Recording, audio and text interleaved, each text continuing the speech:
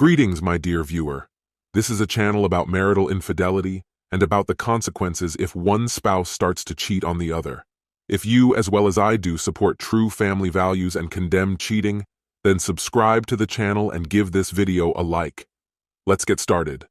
Scarlett's excitement was palpable as she prepared for the evening ahead. This was her third date with Nigel, and every interaction they'd shared so far suggested tonight might be a pivotal moment in their blossoming romance. As she meticulously finished her makeup, a wave of anticipation coursed through her, bringing back memories of how their story began just a few weeks earlier. It all started on Rachel's birthday, a night that had been planned as a low-key celebration. However, the evening took an unexpected turn when two confident men approached their table, offering drinks and making their interest clear. A quick exchange of glances between Scarlett and Rachel led to a mutual agreement to entertain their new acquaintances. While Rachel joined one of the men on the dance floor, Scarlett found herself paired with Nigel, whose charm and impeccable manners quickly set him apart. They shared 4 dances, each one marked by Nigel's respectful demeanor and easy conversation. By the time the music ended, the 4 of them naturally gravitated to a table to continue chatting. Scarlett barely registered Rachel's animated conversation with her partner. Her focus was entirely on Nigel. Younger than her by 5 years, he was not only handsome and sharp, but also had a way of making her feel like the only person in the room. As the evening wound down, Scarlett's mind flirted with the idea of breaking her self-imposed rules about casual intimacy. But Nigel's thoughtful behavior surprised her once more. He ended the night with a sweet goodnight kiss by her car, politely excusing himself due to an early work commitment. He even insisted on covering both women's tabs before saying goodbye. Rachel, ever the free spirit, opted to leave with Nigel's friend, leaving Scarlett to reflect on her encounter as she drove home alone. Though exhilarated by the night, Scarlett couldn't ignore a creeping doubt. Nigel seemed almost too perfect. While he wore no wedding ring, a cynical voice in her mind repeated the familiar warning: a man who seems flawless might be hiding something. Still, she chose to dismiss these thoughts. Their connection felt genuine, and she resolved to see where it might lead.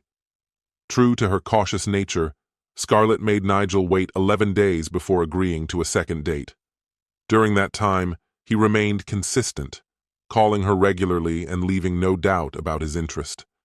Their next outing, once again accompanied by Rachel and Nigel's friend, took place at the same lively bar. When Nigel greeted Scarlett with a friendly kiss, they naturally paired off, their connection resuming effortlessly. As the evening progressed, Scarlett couldn't resist glancing at Nigel's left hand. Her heart sank when she noticed the faint outline of a missing ring. The words tumbled out before she could stop herself. "You're married, aren't you?" Nigel appeared momentarily startled, but quickly raised his hand. "I was married," he clarified. "We separated 6 months ago. The tan line's just proof of how much time I spend at the office." Relieved yet embarrassed, Scarlett apologized and sought to salvage the mood. She led him to the dance floor, where their chemistry reignited.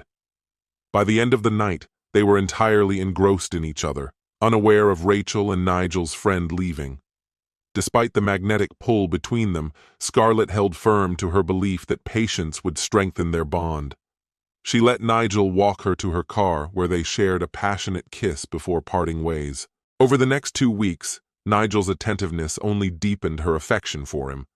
He called her daily and sent thoughtful gifts to her office, including flowers and chocolates. While Scarlett reveled in the joy of being pursued, she delayed their third date for another 15 days, savoring the build-up. When she sensed his enthusiasm beginning to waver, she set a date, determined to rekindle their spark. Meeting at a new bar that evening, Scarlett and Nigel were finally alone together. Nervously playful, she teased him once more about his relationship status. The brief flicker of hurt in his expression prompted her to silence his doubts with a kiss. "How can I convince you?" he asked earnestly. Scarlett grinned mischievously. "Simple. Let's dance, and then take me to your place." Nigel's hesitation melted away, and he drew her into another kiss before leading her out. Meanwhile, at the other end of the bar, a man named Tom observed the couple with practiced interest. From their body language, he deduced this was their third date and that Scarlett had just signaled a turning point in their relationship. Intrigued, Tom decided to follow them, driven by his secretive and voyeuristic tendencies. Keeping a careful distance, Tom trailed the couple to Nigel's apartment. In the shadows, he watched as Scarlett's eagerness prompted Nigel to unlock the door quickly. Once they were inside, Tom moved to a vantage point near a window with partially open curtains. He began filming their passionate embrace, disappointed only by the lack of privacy that might have heightened the thrill of his illicit activity. As the couple moved to the bedroom without drawing the curtains, Tom adjusted his position for a clearer view. Suddenly, the sharp snap of a twig breaking nearby jolted him. He froze, scanning the darkness, only to see another figure stepping into the faint light. Recognizing the man, Tom whispered, "Hi, Greg." Startled, Greg crouched defensively and muttered, "Tom, you almost gave me a heart attack." "What brings you here, Greg?" "The same thing as you, Tom. The exact same thing. Found anything good?" "Absolutely. Incredible stuff. You missed the living room show, but now they're in the bedroom. It's happening again." "Got it on video?" "Of course. I can send you a copy if you want." "That would be fantastic, Tom." Greg leaned closer to the narrow gap in the curtains, a sly grin spreading across his face as he peeked inside. "Wait a second. I need to make a call." As Greg stepped away to use his phone, Tom shifted his focus back to the curtains, adjusting his camera for a better view. This was gold, he thought, one of the most remarkable moments he'd ever captured. By the time Greg returned, Scarlett had reached yet another peak, and Nigel was fully engrossed in their activities. Tom's camera recorded every detail with pristine clarity, the pleasure on their faces unmistakable. As Greg came back, Tom scooted aside to share the view, allowing both of them to document the unfolding drama. In hushed voices, they critiqued Nigel's performance with the air of seasoned commentators. About 15 minutes later, a thunderous pounding on the apartment door broke the quiet, the sound carrying through the building. They froze, watching as Scarlett and Nigel stiffened, their faces turning to confusion as they scrambled for their clothes.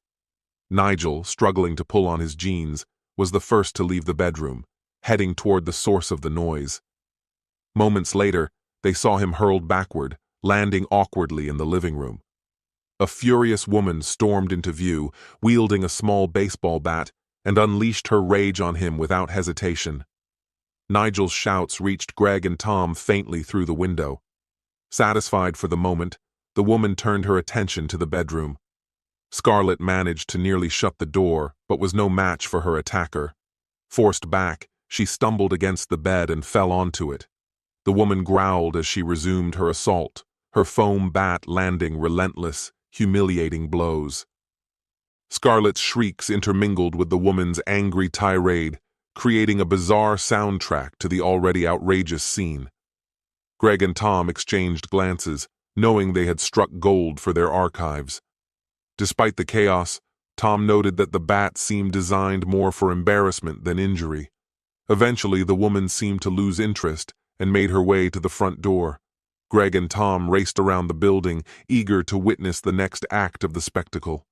Greg reached the entrance just as the woman emerged, tossing something behind her as she stepped outside. "If your buddy John has any sense, he'll start running now," she shouted. Hearing a muffled reply from inside, she turned and marched back in. Scarlett took the opportunity to flee. Bursting through the door, she collided with Tom, who stood by the gate. Stumbling, she instinctively grabbed him for balance. Tom seized the moment, grasping one of her arms while slipping an envelope into her other hand. "Scarlett Brown, you've been served," he said with a smirk. "Your husband insists you return home immediately." Wide-eyed, Scarlett shoved past him and bolted down the street. Tom turned back toward the building, eager to see what else was unfolding. Greg ambled over, nodding in approval, Smooth move, Tom. Efficient. Yeah, her husband told me to serve her the second I had proof. Tough break for her. Things happen. Don't forget to send me that footage, Greg reminded him. At that moment, the formidable woman reappeared, striding up to Greg. Did you get what I needed? Sure did, Greg replied confidently. She cast a wary glance at Tom. Who's this? I'm not paying for 2 PIs. No need to worry, Greg assured her. We work separately. Tom's just here because he served your husband's mistress. Good. That saves me the trouble of hunting him down for the video, she said, before turning to shout into the house. Stay put, you idiot. You're not coming back home. Meanwhile, Scarlett continued running, slowly realizing the hours-long trek she faced to reach her car in her impractical heels. Returning to the apartment wasn't an option, not with that terrifying woman still inside. She fumbled for her phone, but found it smashed during the scuffle. Tears streaming, she clutched the envelope and hobbled into the night. It took her over 2 hours to reach her car.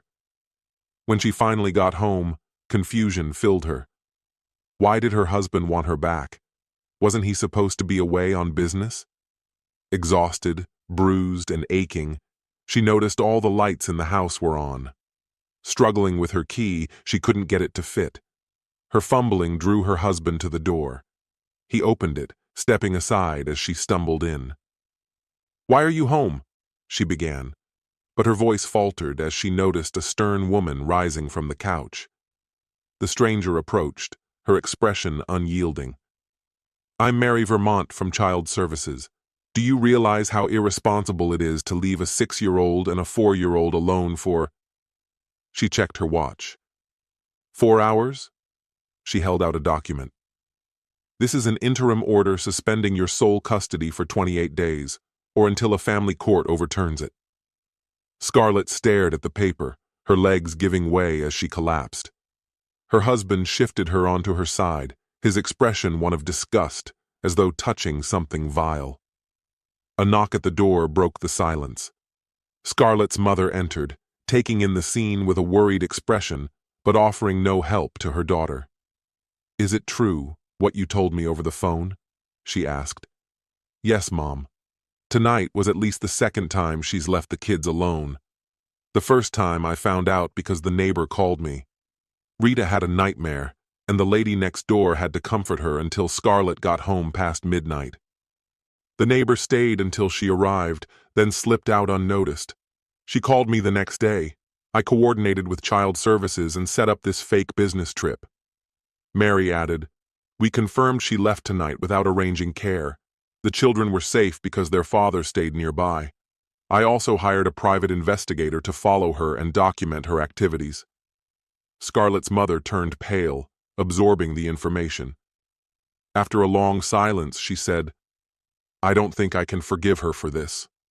I'm ashamed a daughter of mine would behave like this. Her son-in-law nodded. Don't worry, Mom. None of this reflects on you. You are always welcome to visit your grandchildren whenever you wish. Their lives are about to be disrupted in profound ways, and having a consistent presence will be crucial for their stability. For the time being, she can stay on my health insurance, but she'll need therapy at the very least. I'm asking in advance for your understanding that I won't have much to leave her after the divorce is finalized. Every resource I have will be needed if I'm forced to reduce my working hours or bring in help to care for the children. Now let me help you get her into the car. Actually, before we go, can you confirm that she already has significant bruises on her arms, legs, and face? Yes, Alexander. Both women responded in unison. At the back of the courtroom, Scarlett sat motionless, her gaze fixed on nothing in particular. She tried to focus on the proceedings, but the weight of recent events consumed her thoughts. The lies and betrayals, coupled with the collapse of the life she once thought invulnerable, pressed down on her. The sidelong glances from her family, the cold indifference in her husband's eyes, and the suffocating sense of loss made it nearly impossible to maintain her composure. It felt as though the walls were closing in, her once stable world crumbling like sand slipping through her fingers. At the front of the room, Alexander sat upright, his demeanor calm and confident. A quiet air of victory surrounded him as his lawyer laid out the terms of the divorce, securing temporary custody of their children. Alexander, known for his stoicism, seemed transformed. Gone were the cracks in his previously restrained exterior. In their place was a man who had seized control of his life. This was not the Alexander Scarlett had manipulated for years. He was someone entirely new, someone renewed. While Scarlett's attorney struggled to salvage any scrap of her credibility, Alexander's expression softened briefly. His thoughts drifted to the confrontation that had changed everything. He could still see the shock and guilt on Scarlett's face as she attempted and failed to spin the narrative in her favor. With the truth finally exposed, there was no room left for deceit. A sense of liberation washed over him. The lies, the pain, the betrayal, all of it was behind him now. He was ready to move forward. The opening of the courtroom door pulled Scarlett's attention away from her spiraling thoughts. Her mother stepped inside, her face pale and etched with tension. Scarlett had clung to the hope that her mother's presence might bring some comfort, but the disappointment in her expression shattered that hope. It was clear her mother had known for a long time. The reckless choices, the infidelities, the manipulations. Nothing had remained hidden. The truth had surfaced, and its consequences were unavoidable.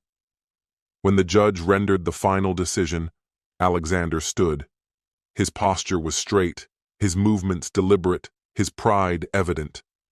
The judge's words faded into the background as Alexander turned to face Scarlett one last time. His eyes, once clouded by uncertainty, were now sharp and unwavering. The verdict had been delivered, and with it came the undeniable reality that Scarlett no longer had any hold over him. For the first time in weeks, a faint smile crossed Alexander's face as he exited the courtroom. Pausing briefly at the door, he gripped the frame, the weight of his victory settling in. He had fought for his children, for his peace of mind, and for the chance to build a brighter future. Scarlett remained seated, a broken shadow of the woman she once was. Alone in the courtroom, she was left to grapple with the magnitude of what she had lost. Her mistakes echoed in her mind, each one a painful reminder of the life she had destroyed with her own actions. When her phone buzzed with another notification, it only served to underline her isolation. The world had moved on without her. Friends, family, and even Nigel, whom she had once leaned on, had all drifted away. The carefully constructed facade she had maintained for so long had collapsed, leaving nothing but emptiness in its wake. Outside, Alexander was greeted by the warmth of the sun, a symbol of the new beginning awaiting him. The promise of a fresh start filled him with quiet determination. He had already begun to rebuild his life, finding solace in the laughter of his children, the simple joys of fatherhood, and the peace of newfound freedom. As he drove away from the courthouse, a deep sense of reassurance settled over him. His children would be okay. He would make sure of it. Back in the dimming courtroom, Scarlett remained where she was, the weight of her decisions and the depth of her solitude pressing down on her. The road ahead was bleak, filled with regret and loneliness. She had no one left to blame but herself. Meanwhile, Alexander's life grew brighter with every step forward, filled with hope and the certainty of better days to come. He had found peace, while Scarlett was left to face her reflection and the wreckage of the life she had taken for granted. My friend, and this is the end of the story. If you liked this story, then put your royal like and subscribe to the channel. May the force be with you. Greetings, my dear viewer. This is a channel about marital infidelity and about the consequences if one spouse starts to cheat on the other. If you, as well as I do, support true family values and condemn cheating, then subscribe to the channel and give this video a like. Let's get started. It was a quiet Monday evening, the clock nearing 7:30. I had been immersed in a demanding project in my home office, which still loomed over me with unfinished tasks. Deciding to call it a night, I wandered into the softly lit kitchen, retrieved a chilled bottle of my go-to Indian pale ale from the fridge, and took a sip. My gaze drifted toward the window, and there she was, Joy, lounging on the outdoor sofa near the fire pit and pool. Her legs were tucked beneath her as she chatted animatedly on her phone. I considered stepping outside to join her, but paused when I noticed her familiar habit of twisting a strand of her blonde hair around her fingers. It was a small, unconscious gesture I had come to recognize deeply over the nearly 3 decades of our life together. This subtle trait, far from flirtatious, had always seemed a soulful quirk, a reminder of countless late-night phone calls during my business trips. I would picture her just like this, hair twisting absent-mindedly, even though hundreds of miles separated us. That simple thought used to comfort me, filling the emptiness of those lonely nights. Through the window, I observed her radiant smile and light-hearted laughter, her presence illuminating the cool evening. Although I couldn't see the sparkle in her eyes from my vantage point, I was certain it was there. But as I watched, admiration shifted to a growing unease. She appeared entirely too engaged, too vibrant, as if speaking to someone who held a special place in her heart. For 45 agonizing minutes, I stood rooted, watching her share a connection that seemed far too intimate to exclude me. When she finally ended the call, the dreamy smile lingering on her face felt like a knife twisting in my chest. Feeling hollow, I retreated to the family room and flipped on the TV, pretending to care about a local baseball game. A little while later, Joy entered and asked, "How long have you been done with work?" "A while," I responded flatly. "Why didn't you come out back?" she pressed. "You were on the phone. I didn't want to interrupt," I replied casually. "Oh, for heaven's sake, that was just Steve. We were talking about the Phillips account," she explained dismissively. I nodded and turned back to the game. But I could feel her eyes on me, searching for something beneath the surface. She disappeared into the kitchen, returning moments later with a glass of wine before settling on the couch beside me. "What's the score?" she asked. "Not sure," I admitted. She chuckled lightly. "Do you even know who the Sox are playing?" "The Blue Jays," I answered absently. We sat in silence through half an inning until a commercial break prompted her to speak again. "Let's have the kids over for a barbecue on Saturday," she suggested. "Sure," I replied curtly. She tried to spark a conversation, but my brief, indifferent responses seemed to deflate her. Eventually, she asked, "Chris, what's wrong?" "Nothing," I lied. "You're not yourself tonight. Do you want to talk about it?" She pressed gently. "No," I said firmly. The silence stretched into the next inning until, as if to dispel the tension, she stood up and removed her blue V-neck t-shirt with practiced ease. Smiling playfully, she said, "How about turning off the TV and coming upstairs? I'm sure I can help you relax." "Not tonight, Joy. I'm not in the mood," I replied flatly. Her grin widened as she reached for me. "Come on, big boy. Mama needs you," she teased. I met her gaze and said coldly, "What part of not in the mood don't you understand?" Her face fell. "What's your problem? I was just trying to be nice," she said defensively. "Joy, you turn me down at least twice a week. The one time I say no, you act like a child. Grow up and leave me alone," I shot back, my voice sharp. She glared at me, her expression hard enough to cut steel, before storming out of the room. For the first time in our marriage, I found myself sleeping in the guest room, or rather, lying awake, staring at the ceiling and devising a plan. By 3 a.m., I knew there was no point in staying in bed. I showered in the kids' old bathroom, then slipped into the master bedroom to quietly collect my clothes without waking her. Before heading to work, I installed tracking apps on both her personal and work phones, syncing them to my devices. Though I arrived at the office with a pounding headache and too much caffeine in my system, I managed to power through and finalize a crucial presentation. It was imperative to prepare for my 2-day trip starting early the next morning. Tuesday evening was icy at best. We exchanged few words, and any pretense of intimacy was absent. By Wednesday morning, I was on my way to the airport for a 7:20 a.m. flight. The day went well.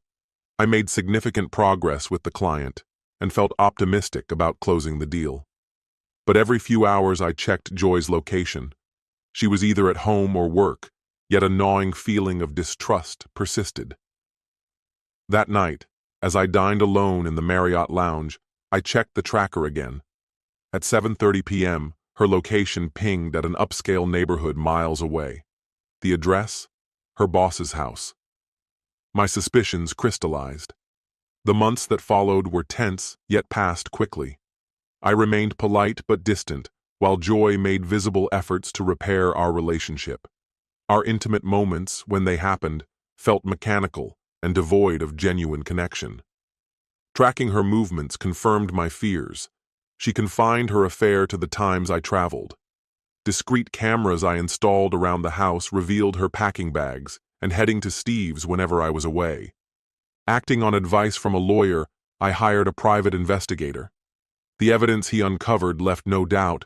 Joy and Steve were caught in intimate acts in his backyard, recklessly exposed despite their secrecy. The images were irrefutable. Armed with this proof, I began laying the groundwork for the inevitable. On Thursday evening, I made the most painful phone calls of my life to our 3 grown children. As I explained my decision to divorce their mother, I broke down each time. When they questioned me, I asked, "Do you want me to show you the evidence?" None of them could respond. By Friday morning, everything was set in motion. Nearly 3 decades of marriage had come to an undeniable and heartbreaking end. Thankfully, everyone else said no, leaving me with a deep sense of relief. Joy picked up on the 4th ring. "Hey, sweetheart, this is a nice surprise. How are your meetings going?" Her voice was warm and inviting. "Hey, love, meetings are the usual grind. You know how it goes. How's work?" I asked. "I'm just glad it's Friday. I've been counting down until you're home. It's been such a lonely week, and I'm really hoping we can make up for it this weekend," she replied with a playful lilt. Her indirectness about work didn't go unnoticed. Over the last few months, I'd come to recognize Joy's knack for avoiding certain details. She continued, "So, what made you call me out of the blue?" "I've got a question for you," I began cautiously. "It might seem strange, but I'd like an honest answer." "This must be serious. You hardly ever call like this." "What is it?" she asked, intrigued. "Do you like my smile?" I said. "Your smile? What kind of question is that?" "Of course I adore your smile," she replied, sounding slightly puzzled. "You've said that many times before," I reminded her. "It was actually the first thing you ever said to me. Remember that night at the frat party? You walked straight over, leaving your friends behind, and told me, 'You've got a great smile.'" Her tone shifted, tension creeping in. "Chris, what's going on? You're starting to worry me." I tried to keep my voice steady. "I've always tried to stay positive, to focus on the good. Even when times were hard, being with you and raising our 3 amazing kids made it all worth it." "That's one of the things I love most about you," she said softly. "Your optimism, your smile, your strength, all of it. You're everything a man should be, Chris. I love you for that." The tears came then, unstoppable. Despite everything, her love for me was undeniable. Her voice grew more urgent.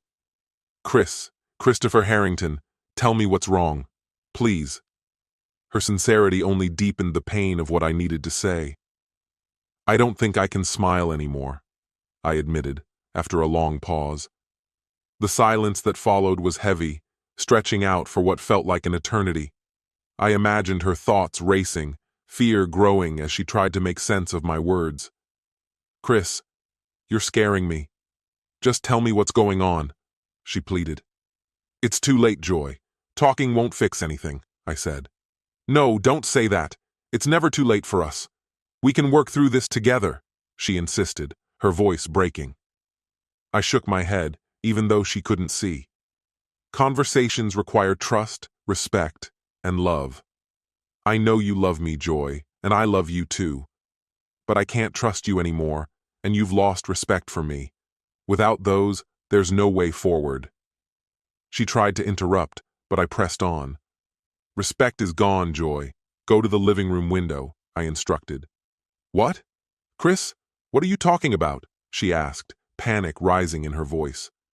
Get up from Steve's lounge chair, walk through his kitchen, and look out the front window, I said firmly.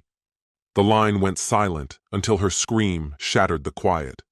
Oh God, no, he knows. Chris knows.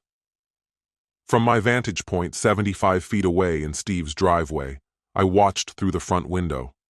Joy stood frozen beside Steve Davis, her lover, her boss, and the owner of this house. The sun's glare masked some details, but their outlines were unmistakable. I climbed into the U-Haul truck, backed it up, and stopped abruptly in the circular driveway. Boxes spilled out, tumbling onto the pavement and lawn. The sound of fragile items breaking was sharp and final. Among the shattered pieces were fragments of her great-grandmother's china. Joy emerged onto the steps, wearing the bikini I'd given her for our anniversary, the one she saved exclusively for him. Steve followed, awkwardly wrapped in a robe. They didn't notice the unfamiliar car parked nearby until a woman got out, approached, and handed each of them a yellow envelope. Joy Harrington, you've been served, she announced, snapping a photo. Then she turned to Steve. Stephen Davis, you and your firm, Smith, Davis & Lewis, have also been served. Another photo, and she walked away. No one moved at first. Finally, I spoke, my voice carrying clearly across the yard. I think we can all agree I deserve better than a deceitful, unfaithful wife. Joy groaned, but stayed silent. Turning to Steve, I said, contact my attorney and make a generous settlement offer, or I'll ensure you and your firm are ruined. Joy, sign the papers. We're done. Without waiting for a response, I climbed back into the truck and drove away, leaving behind their stunned expressions and my broken past. My friend, and this is the end of the story. If you liked this story, then put your royal like and subscribe to the channel. May the force be with you.